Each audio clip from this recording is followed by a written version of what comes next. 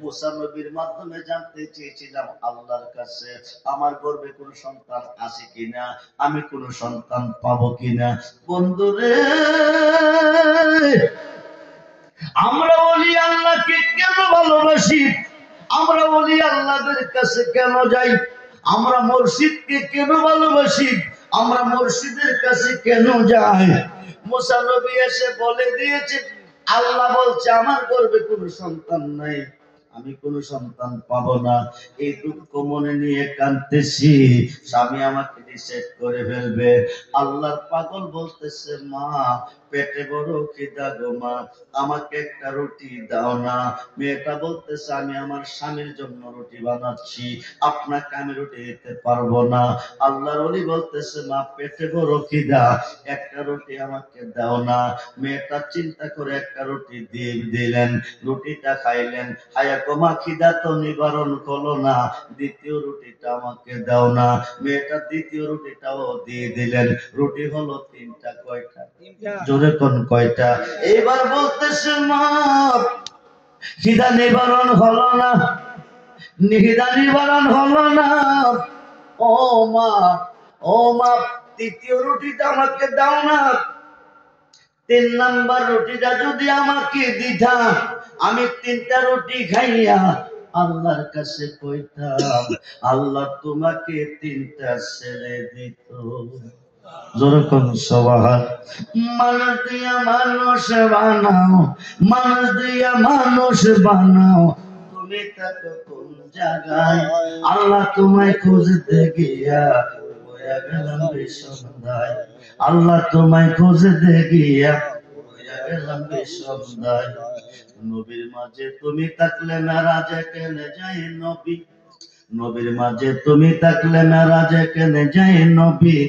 আবার নবীর সূরা তোমার হলে দিদার হলো তার ছবি।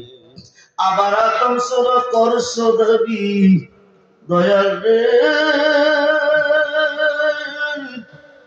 দয়াময় আমার। আবার আদম সূরা করছো দাবি, তাই দেখি নবীজির গায়, আল্লাহ তোমায় খুঁজতে গিয়া বইরা গেলাম বিসন্ধায়। সংসারের চাপে পড়ে হারাম হালাল কত ভাই, এ সূরা তোমার কইলে তুমিও তো খাইছো তাই। এই কথাটার উপরে আমাদের দরবারের একটা মূর্খ আলেম, তার এলেম মুঠো নাই, মুঠো এলেম নাই। বই দেখে দেখে ওয়াজ করে, যদি তার সিনার মিজে এলেম থাকতো বই সারা ওয়াজ করতো, দলিল দিয়ে ওয়াজ করতো। কিশোরগঞ্জের পুঠিয়ারি তার বাড়ি, হাবিবুর রহমান রিজভী। আমি স্টেজে গেছি, আমি ওয়াজ করবো, 2 মিনিটের ভিতরে ওয়াজটা শেষ করলো। এ কথা বলছে তার মুখে, সভাপতির সামনে। হাজম নজরুল হাসান ছিল মাহফিলে ওই দিন। 2 মিনিটের মধ্যে 10 মিনিট বসায় আমার ওয়াজ শোনাইছে, তার ওয়াজ শুনতে আমি গেছি। এই মাহফিলটার মধ্যে আমি প্রতিবাদ করতাম, করি নাই কেন জানেন? এরা 5 বছর লাগে গেছে আমার পিছনে, 5টা বছর এই প্রোগ্রামটা নেওয়ার জন্য। আমি একটা প্রোগ্রাম ক্যান্সেল করে এই বছর তাদের প্রোগ্রামের মধ্যে আমি গেছি। হ্যাঁ, বসাই রেখে এই কথাটার উপরে নিচ্ছে। এই কথাটার অর্থ বোঝার এলেন তো তার মাঝে নাই। আল্লাহ আদম সূরত, আল্লাহর সূরত, খালাকাল্লাহু আদম আলা সূরাতিহি, এটা হাদিস। ওয়ালাকাদ খালাকনাকুম সুম্মা সাওয়ারনাকুম, আল্লাহর নিজ সূরতে মানুষ বানাইছে। যেরকম সুবহানাল্লাহ, এটা আমার ব্যক্তিগত কথা না, কোরআনে দলিল। ওয়ালাকাদ খালাকনাকুম সুম্মা সাওয়ারনাকুম, নিজ সূরতে বানায় মানুষ, দেখো কোরআনে। সুবহানাল্লাহ বলে। এটারে আমার বসায় এসে যা হে কইছে এই গান গেলে নাকি কাফের হয়ে যায়। আমি কোনো প্রতিবাদ করি নাই। এই কথাটাতে ফেসবুকে ছাড়ছে, যদি জানতাম যে ফেসবুকে ছাড়বো, আমি ওই দিন মাহফিল হইতে হইতো, হইলে হইতো, না হইলে নাই। আমি তার ওই দিন বুঝাইতাম যে কই নম্বর আলেম। তার মতো মূর্খ আলেম রেজবিয়া দরবারে নাই, তার সিনার মধ্যে কোনো আলেম নাই।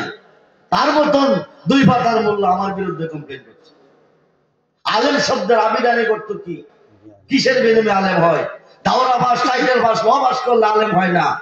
আলেম শব্দের আবিদানি করতে অর্থ কি? তুই যদি আমার ভিডিও শুনবি আমাকে বোঝাইবি আলেম শব্দের আবিধানিক অর্থ কি, তাইলে আমি বুঝবো তুই আলেম। আমি তার পীর ভাই, তুই আমার পীর ভাই। ভুল করলে মানুষ সংশোধন হইতে পারে, করতে পারে, তে আমাকে প্রাইভেটে সংশোধন করবে না কইরাতে মাহফিলের নিজে বেড়াগিরি দেয় মানে ভাইরাল হওয়ার জন্য। আচ্ছা কোন দিতে যখন তার মারবে না তখন আমি ওয়াজ করি।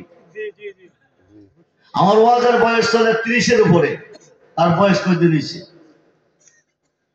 তে কি আমার মহলে আসতে পারবে?